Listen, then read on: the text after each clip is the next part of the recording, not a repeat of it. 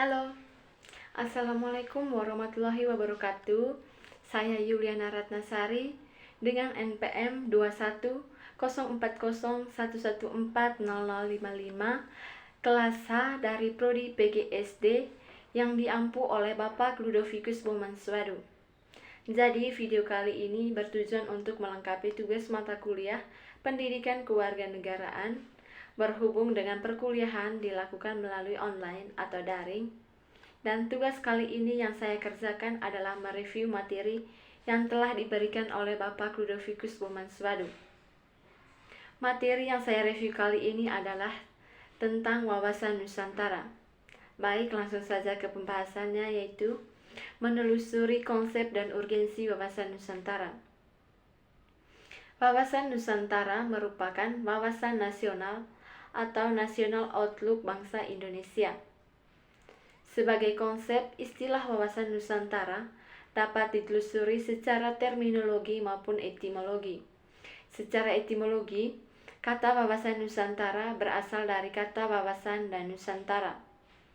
Wawasan dari kata wawas dalam bahasa Jawa yang artinya pandangan.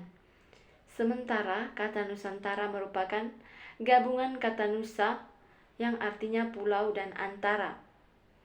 Kata Nusa dalam bahasa Sanskerta berarti pulau atau kepulauan.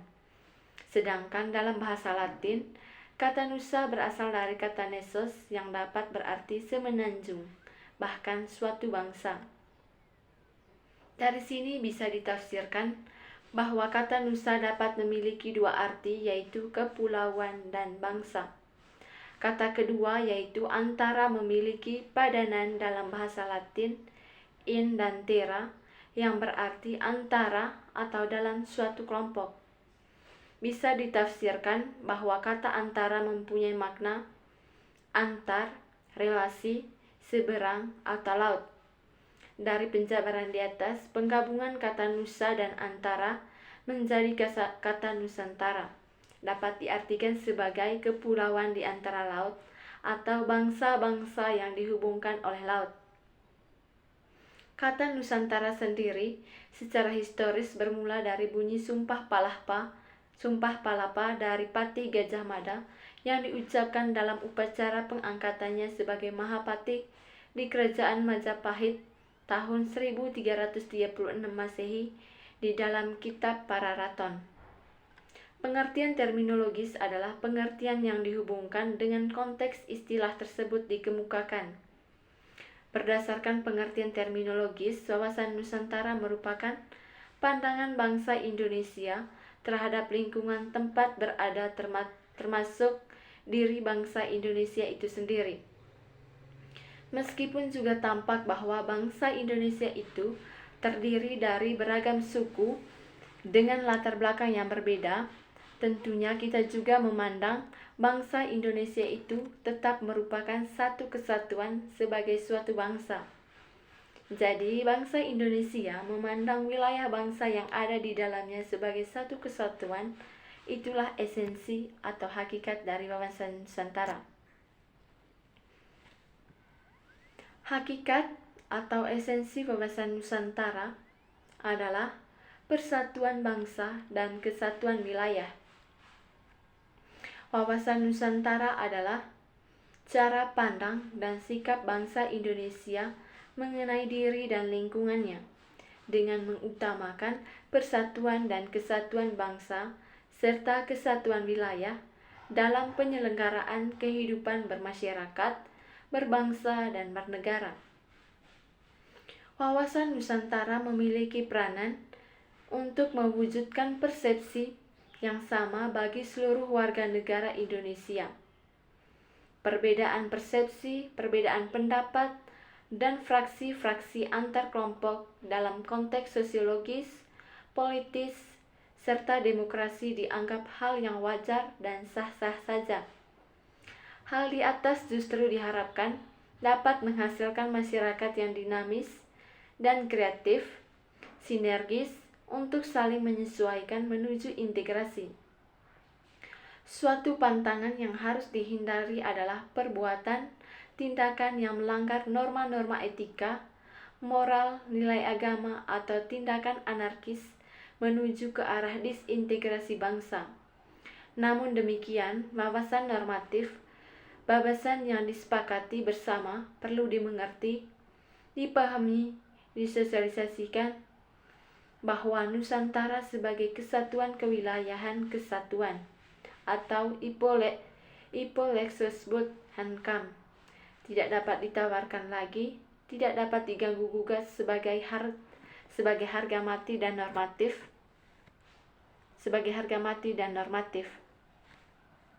Baik yang kedua, yaitu menggali sumber historis, sosiologis, dan politik tentang wawasan Nusantara itu sendiri. Yang pertama, latar belakang historis wawasan Nusantara. Lahirnya konsepsi wawasan Nusantara bermula dari Perdana Menteri Insinyur Haji Juanda Kartawijaya yang pada tanggal 13 Desember 1957 mengeluarkan deklarasi yang selanjutnya dikenal sebagai Deklarasi Juanda. Dewasa ini, konsepsi wawasan Nusantara semakin kuat setelah adanya keputusan politik negara, yakni dimasukkannya ke dalam Pasal 25A Undang-Undang Dasar NRI 1945 yang menyatakan Negara Kesatuan Republik Indonesia adalah sebuah negara kepulauan yang berciri Nusantara dengan wilayah yang batas-batas dan hak-haknya ditetapkan dengan undang-undang. Tidak hanya melalui peraturan perundangan nasional, bangsa Indonesia juga memperjuangkan konsepsi wawasan Nusantara berdasarkan Deklarasi Juanda ini ke forum internasional agar mendapat pengakuan bangsa lain atau masyarakat internasional. Melalui perjuangan panjang, akhirnya konferensi PBB tanggal 30 April 1982 menerima dokumen yang bernama The United National Convention on the Law of the Sea atau UNCLOS. Berdasarkan Konvensi Hukum Laut 1982 tersebut, diakui asas negara kepulauan atau archipelago state. Indonesia diakui dan diterima sebagai kelompok negara kepulauan Indonesia. UNCLOS 1982 kemudian diratifikasi melalui Undang-Undang Nomor 17 Tahun 1985. Berdasarkan Konvensi Hukum Laut, wilayah laut yang dimiliki Indonesia menjadi sangat luas, yakni mencapai 5,9 juta kilometer persegi, terdiri atas 32 juta kilometer perairan teritorial dan 2,7 juta kilometer persegi perairan zona kontinen, zona ekonomi eksklusif atau ZEE. Laut perairan ini belum termasuk landas kontinen. Lalu yang kedua, latar belakang sosiologis. Selesai Nusantara. Berdasarkan sejarah, wawasan Nusantara bermula dari wawasan kewilayahan. Berdasarkan pada kondisi sosial budaya masyarakat Indonesia, wawasan Nusantara yang pada awalnya berpandangan akan kesatuan atau keutuhan wilayah sebagai pandangan akan persatuan bangsa. Untuk mewujudkan persatuan bangsa itu, dibutuhkan penguatan semangat kebangsaan secara terus-menerus. Semangat kebangsaan Indonesia sesungguhnya telah dirintis melalui peristiwa kebangkitan nasional pada tanggal 20 Mei 1908, ditegaskan dalam Sumpah Pemuda 28 Oktober 1928, dan berhasil diwujudkan dengan Proklamasi Kemerdekaan Bangsa Indonesia pada tanggal 17 Agustus 1945. Oleh karena itu, sebelum Deklarasi Juanda 1957, konsep semangat dan kesatuan kebangsaan sudah tumbuh dalam diri bangsa. Semangat kebangsaan inilah yang berhasil membentuk suatu bangsa merdeka. Lalu yang berikut, latar belakang politis wawasan Nusantara. Secara politis, ada kepentingan nasional bagaimana agar wilayah yang utuh dan bangsa yang bersatu ini dapat dikembangkan, dilestarikan, dan dipertahankan secara terus-menerus. Kepentingan nasional merupakan turunan lanjut dari cita-cita nasional, tujuan nasional maupun visi nasional. Cita-cita nasional bangsa Indonesia sebagaimana tertuang dalam pembukaan Undang-Undang Dasar 1945 alinea kedua adalah untuk mewujudkan negara Indonesia yang merdeka, bersatu, berdaulat, adil, dan makmur. Sedangkan tujuan nasional Indonesia sebagaimana tertuang dalam pembukaan Undang-Undang Dasar 1945 alinea keempat salah satunya adalah melindungi segenap bangsa Indonesia dan seluruh tumpah darah Indonesia. Lalu visi nasional Indonesia menurut ketetapan MPR nomor 7 MPR 2001 tentang visi Indonesia masa depan adalah terwujudnya masyarakat Indonesia yang religius, manusiawi, bersatu, demokratis, adil, sejahtera, maju, mandiri, serta baik dan bersih dalam penyelenggaraan negara. Wawasan Nusantara yang bermula dari Deklarasi Juanda 1957 selanjutnya dijadikan konsepsi politik kenegaraan. Rumusan wawasan Nusantara dimasukkan dalam naskah garis besar haluan negara atau GBHN sebagai hasil ketetapan MPR mulai tahun 1973, 1978, 1983, 1988, 1993, dan 1998. Setelah GBHN tidak berlaku, disebabkan MPR tidak lagi diberi kewenangan menetapkan GBHN, konsepsi wawasan Nusantara dimasukkan pada rumusan pasal 25A Undang-Undang Dasar NRI 1945 hasil perubahan keempat tahun 2002. Lalu yang berikut mendeskripsikan esensi dan urgensi wawasan Nusantara. Baik sebagaimana yang telah dikemukakan bahwa esensi atau hakikat dari wawasan Nusantara adalah kesatuan wilayah dan persatuan bangsa Indonesia. Sejarah munculnya wawasan Nusantara adalah kebutuhan akan kesatuan atau keutuhan wilayah Indonesia yang terbentang dari Sabang sampai Merauke. Wilayah itu harus merupakan satu kesatuan tidak lagi terpisah-pisah oleh adanya lautan bebas. Sebelumnya kita ketahui bahwa wilayah Indonesia itu terpecah-pecah sebagai akibat dari aturan hukum kolonial Belanda, yakni Ordonansi 1939. Baru setelah adanya Deklarasi Juanda tanggal 13 Desember 1957, wilayah Indonesia barulah merupakan satu kesatuan di mana laut tidak lagi merupakan pemisah tetapi sebagai penghubung. Perwujudan Kepulauan Nusantara sebagai satu kesatuan politik memiliki makna yang pertama, bahwa kebulatan wilayah nasional dengan segala isi dan kekayaannya merupakan satu kesatuan wilayah, wadah, ruang lingkup, dan kesatuan matra seluruh bangsa, serta modal dan milik bersama bangsa.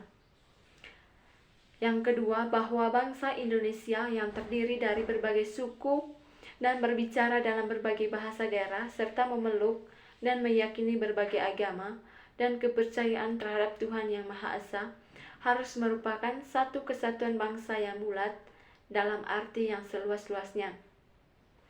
Lalu yang ketiga, bahwa secara psikologis bangsa Indonesia harus merasa satu, senasib, sepenanggungan, sebangsa, dan cinta tanah air, serta mempunyai tekad dalam mencapai cita-cita bangsa.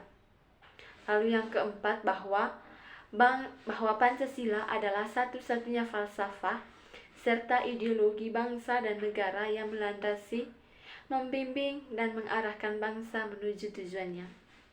Lalu yang kelima, bahwa kehidupan politik di seluruh wilayah Nusantara merupakan satu kesatuan politik yang diselenggarakan berdasarkan Pancasila dan Undang-Undang Dasar 1945. Lalu yang keenam, bahwa seluruh kepulauan Nusantara merupakan satu kesatuan sistem hukum dalam arti bahwa hanya ada satu hukum nasional yang mengabdi kepada kepentingan nasional. Yang ketujuh, bahwa bangsa Indonesia yang hidup berdampingan dengan bangsa lain ikut menciptakan ketertiban dunia yang berdasarkan kemerdekaan, perdamaian abadi, dan keadilan sosial melalui politik luar negeri bebas aktif, serta diabdikan pada kepentingan nasional. Lalu yang berikut, implementasi wawasan Nusantara dalam kehidupan politik akan menciptakan iklim penyelenggaraan negara yang sehat dan dinamis. Hal tersebut tampak dalam pemerintahan yang kuat, aspiratif, dan terpercaya, yang dibangun sebagai penjelmaan kedaulatan rakyat. Perwujudan Kepulauan Nusantara sebagai satu kesatuan ekonomi memiliki makna. Yang pertama, bahwa kekayaan wilayah Nusantara, baik potensial maupun efektif, adalah modal dan milik bersama bangsa, dan bahwa keperluan hidup sehari-hari harus tersedia merata di seluruh wilayah dan tanah air. Tingkat perkembangan ekonomi harus serasi dan seimbang di seluruh daerah, tanpa meninggalkan ciri khas yang dimiliki oleh daerah dan pengembangan kehidupan ekonominya. Lalu, kehidupan perekonomian di seluruh Indonesia Nusantara merupakan satu kesatuan ekonomi yang diselenggarakan sebagai usaha bersama atas asas kekeluargaan dan ditunjukkan bagi sebesar-besar kemakmuran rakyat.